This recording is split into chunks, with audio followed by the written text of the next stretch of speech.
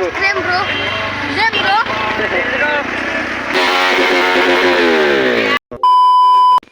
Julia, di road panel ke. Hello guys, welcome back to my YouTube channel again. আজি মানে ইন্ট্রোটো অলপ change কৰি দিলো, অলপ বেলেগ ষ্টাইলত কলো আজি। কালি হৈছে ৰাস পূজা, সেইকাৰণে মানে নলবাৰীত যায় আজি চাইও মানে মূৰ্তিবিলাক কেনেকৈ কি সজাইছে। মিঠে আৰু মই যাই আছো ৰাস চাব, তো চলো। तो चलिए शुरू करते हैं। ফাইনেলি গাইজ আহি পালো মই নেশ্যনেল হাইৱেৰ কাষত আৰু ৰকি ইয়াতে পাৰ্কিং কৰি থলো। মানে গাইজ 2 বছৰ 3 বছৰ ধৰি নলবাৰীত ৰাস হোৱা নাছিলে কৰোণাৰ কাৰণে, আৰু ইবাগে নলবাৰীত আমাৰ অভাৰব্ৰিজ বনাইছিল মানে সেইকাৰণে ৰাস পূজা নহল। এইবাৰ মানে বহুত ডাঙৰ বনাইছে মানে ৰাস পূজা এইবাৰ। আৰু আগতে মেলাবিলাক মানে হৰি মন্দিৰৰ কাষতে আছিলে, এতিয়া মানে জেগাবিলাক চেঞ্জ কৰি দিছে, অভাৰব্ৰিজ হৈছে তো সেইকাৰণে এইবাৰ মানে হাইৱেৰ কাষতে বনাই দিছে মানে মেলাবিলাক। মানে হাইৱেৰ পৰা 400 মিটাৰ মান দূৰত। আৰু গাইজ এইটো চোৱা ৰাধা কৃষ্ণৰ কি বনাই দিছে একদম। আৰু গাইজ মিঠেক মাথাটো সোমাই দিব কৈছো ইয়াতে, পুৰা একদম কৃষ্ণ লগা হ'ব একদম। বা গাইজ খাতৰা লগা হৈছে ইয়াক, কিন্তু ৰাধাটোৱে মিচিং হ'ল।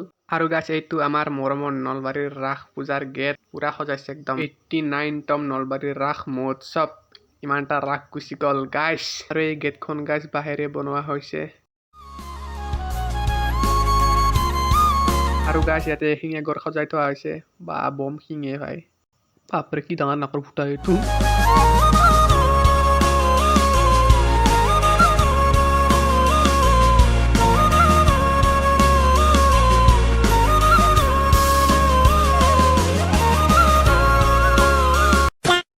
গাইজ ইয়াতে পুৰা লাগি আছে একদম কামত। কালি ৰাস পূজাতো মানে আজিয়ে কামবিলাক কমপ্লিট কৰিব লাগিব, গোটাই এইবিলাক হোৱাই নাই গোটাই কমপ্লিট। আৰু এইফালে বস্তুবিলাক মাটিত পৰি আছে আৰু ট্ৰাকেৰে বস্তুবিলাক আনি আছে ইয়াত।